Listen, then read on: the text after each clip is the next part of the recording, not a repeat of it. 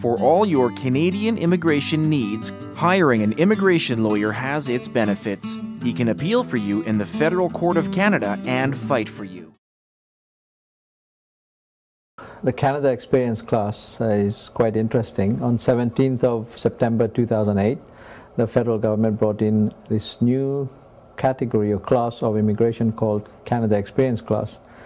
It's designed to retain students who are already in Canada, who have spent 4 or 5 years studying in Canada and who have work experience in Canada. It's also designed to attract people who are temporary foreign workers in Canada.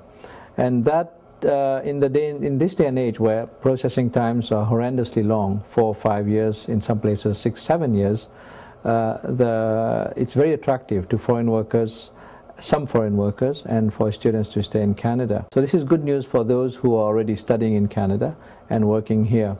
And the premise behind all this is people who have spent some years working and studying in Canada make for better immigrants than those people who wait for a long time, and by the time they come to Canada they're 45, 46, 47. So that's the idea. Processing of Canada Experience class applicants will still be done outside Canada, in the US, Canadian Embassy in the US, but the applicant does not have to leave Canada. That's the beauty of it. It does not disrupt the life of the worker or student. It does not disrupt the life of the functioning of the business where this worker or student is working. The requirements are quite straightforward and simple.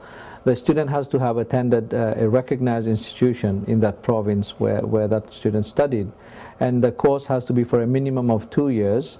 ESL, English as Second Language, English courses do not qualify for this. After you've studied in Canada for 2 years, after you've worked in Canada in a skilled occupation, you can apply. So that's the route for students. And already as it is, students have, the government has made a lot of progress in terms of making Canada more attractive for students. Students can work while they're attending school, which is competitive, just like UK and Australia. Students can get 2 years work permit, open work permit. Before you had to be employed by people in an industry where you have the expertise. Now you cannot get a work permit and work at McDonald's, doesn't matter. So you get work experience in Canada. The idea is to retain those students into Canada. To be eligible to apply under the Canada Experience class, CEC, just to make it simple, there are 5 levels of occupations in Canada, grouped by qualifications and work and experience and all that. There are professionals, managerial, trades, and then unskilled or low-skilled occupations. Those are C and D. There's something in Canada called National Occupation Classifications, NOC. So your occupation level has to be level O, A, or B. So the idea is you get a work permit, you work in a skill level O, A, or B, and then once you've accumulated 1 year of full-time or equivalent work experience, you apply. What is full-time? Full-time means 37.5 hours a week. That's full-time work.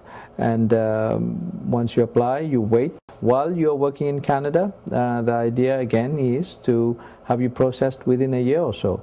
You don't have to leave. And if you're married, your whole family gets into Canada. Workers, foreign workers, the same thing in terms of what type of occupation. There are 2 types of occupation or workers that come to Canada.